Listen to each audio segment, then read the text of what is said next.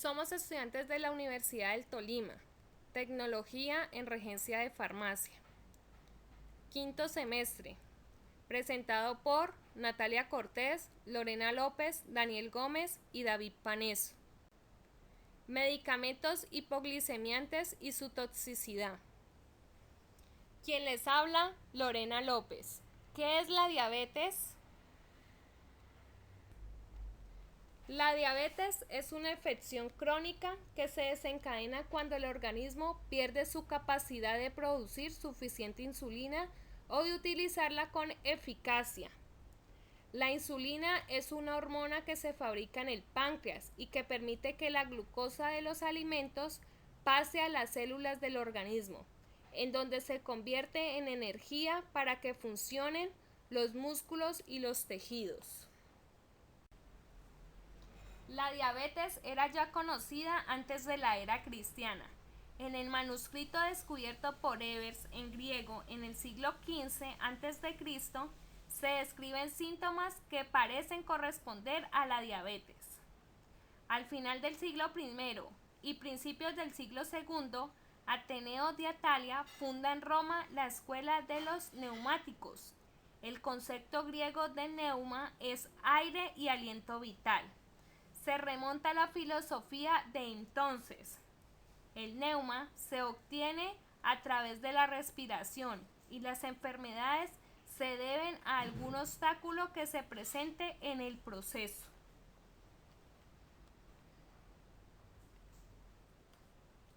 Areteo de Capadocia, un médico griego que posiblemente estudió en Alejandría y residente en Roma. Describe las enfermedades clásicas como la tuberculosis y la epilepsia. Para él, la diabetes es una enfermedad fría y húmeda, en que la carne y los músculos se funden para convertirse en orina.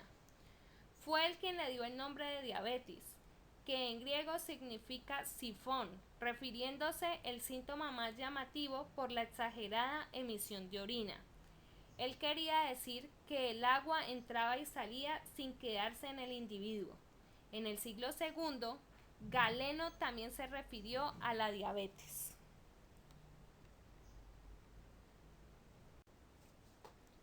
Hola a todos, les habla Natalia Cortés. La primera referencia en la literatura occidental de una orina dulce en la diabetes se debe a Thomas Willis, autor de El mejor tratado de anatomía del cerebro realizado hasta la fecha. De esta manera aparece en la medicina occidental un hecho ya conocido por la medicina oriental más de 1000 años antes. Willis escribió que antiguamente esta enfermedad era bastante rara, pero en nuestros días la buena vida y la afición por el vino hace que encontremos casos a menudo. Hoy día la diabetes es una enfermedad muy común, pero que se puede evitar y tratar con medicamentos hipoglucemiantes.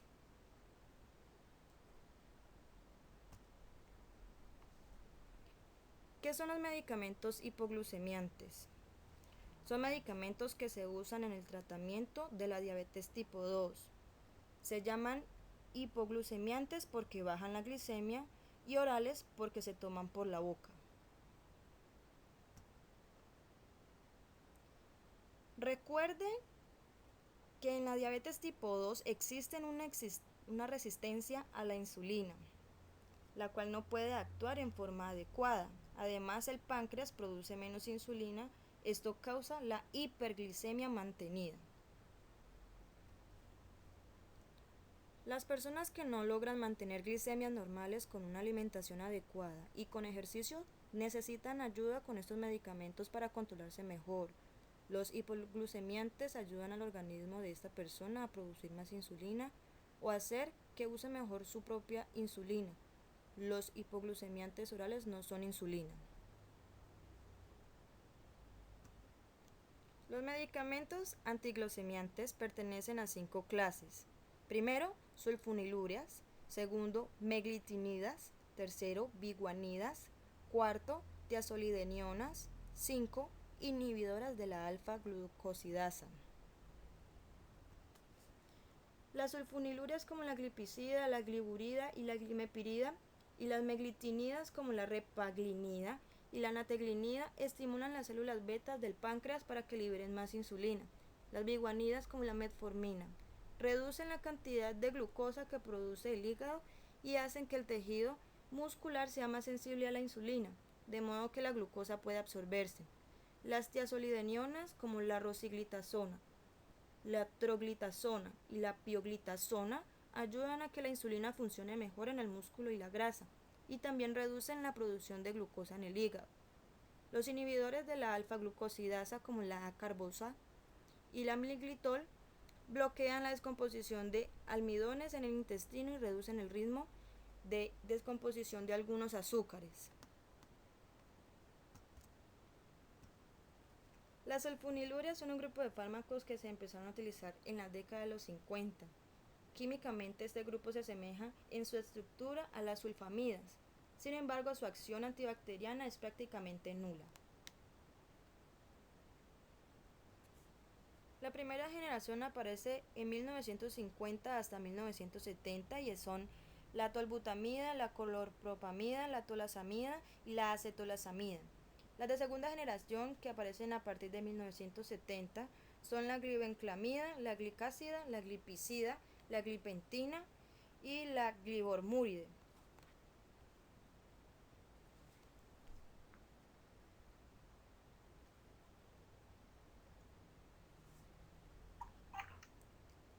Buenas noches, soy Daniel José Gómez, estudiante de Regencia de Farmacia de la Universidad del Tolima.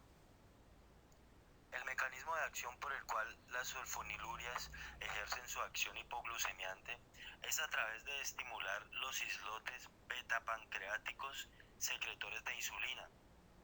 Son pues unos fármacos que necesitan la existencia de un páncreas funcionante para inducir hipoglicemia.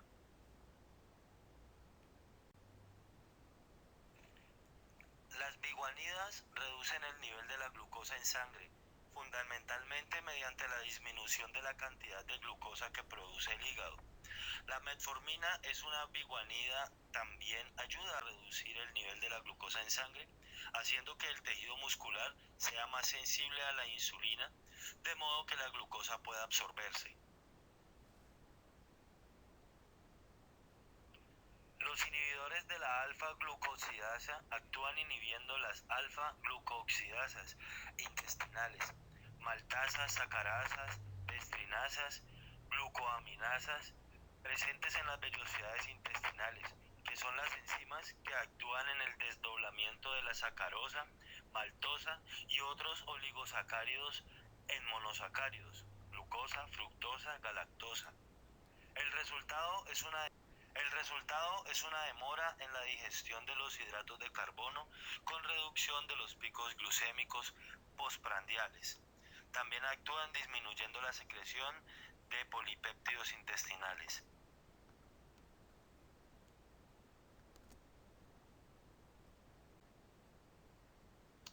Las tiazolinidonas comprende un grupo de medicamentos que actúa sobre los receptores PPRG. Troglitazona fue el primer agente usado y se retiró del mercado en marzo del 2000 por presentar toxicidad hepática grave. Rosiglitazona y tiglotazona, este grupo de medicamentos tiende a disminuir los triglicéridos en un 10 y un 20% y aumentar las fracciones HDL a un 19% y LDL a un 12% del colesterol, proporcionando de esta manera moléculas de menor poder aterogénico. Mi nombre es David Paneso. Aunque el uso de estos medicamentos pueden ayudar a mejorar la calidad de vida de las personas que sufren de diabetes, al igual que las demás sustancias extrañas que entran a nuestro organismo, pueden causar toxicidad en este. A continuación vamos a ver algunos efectos graves que pueden causar hasta la muerte de los pacientes. Es variable el cuadro tóxico, corresponde a las manifestaciones de hipoglicemia que es frecuente con los secretagogos como sulfonilurias y meglitinidas. Juegan factores como la función renal y la interacción con otros fármacos antidiabéticos. En los niños y pacientes geriátricos hay mayor susceptibilidad para el desarrollo de la hipoglicemia, por sus condiciones hepáticas y además renales. Dentro de los hipoglicemiantes más usuales se recomienda estas dosis máximas al día. Se recomienda dosis máxima de 15 miligramos para la glibenclamida, una dosis máxima sugerida para la metformina de 3.000 miligramos al día, la dosis máxima de 8 miligramos de la rosiglitazona al día y 45 miligramos para la pioglitazona. Para la carbosa, la dosis recomendada es de 600 miligramos al día. Se ha observado que, ya que los niños son más susceptibles a los medicamentos, la ingestión de una sola tableta de clorpropamida de 250 miligramos y glipizida de 5 miligramos o glibenclamida de 2.5 miligramos produce hipoglicemia en niños de 1 a 4 años de edad. Tras la ingestión de una sobredosificación puede producirse una hipoglicemia, que puede durar de 12 a 72 horas y ser recurrente, tras una recuperación inicial. Los síntomas pueden no aparecer hasta transcurridas 24 horas de la ingestión, por lo tanto, en general, se recomienda la hospitalización. Pueden aparecer náuseas, vómitos y dolor epigástrico. La hipoglicemia puede acompañarse de síntomas neurológicos tales como inquietud, temblores, alteraciones visuales, problemas de coordinación, adormecimiento, coma o convulsiones. Sobre las biguanidas, se han reportado trastornos gastrointestinales como diarrea, dolor abdominal, náuseas, vómitos, alteraciones del gusto, hipoglicemia cuando se asocia con abuso de alcohol, mala absorción de vitamina B12 y folato en tratamientos prolongados, aunque es raro que se presente con anemia, hemólisis con ictericia. La acidosis láctica es un efecto adverso grave, pero afortunadamente muy raro en los pacientes tratados con biguanidas.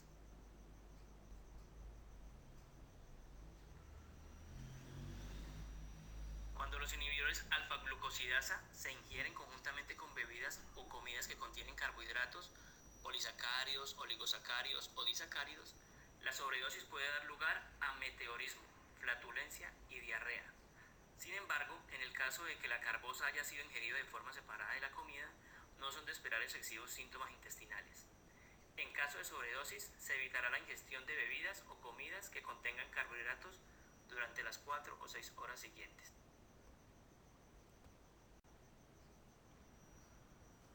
Sobre las tiazolidinedionas, se han reportado los siguientes efectos adversos: anemia, aumento de peso, edema leve a moderado.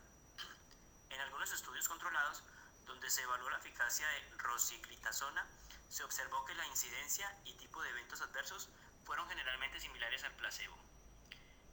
El incremento del riesgo de infarto de miocardio y de riesgo de muerte por causas cardiovasculares es muy frecuente en el uso de estos medicamentos.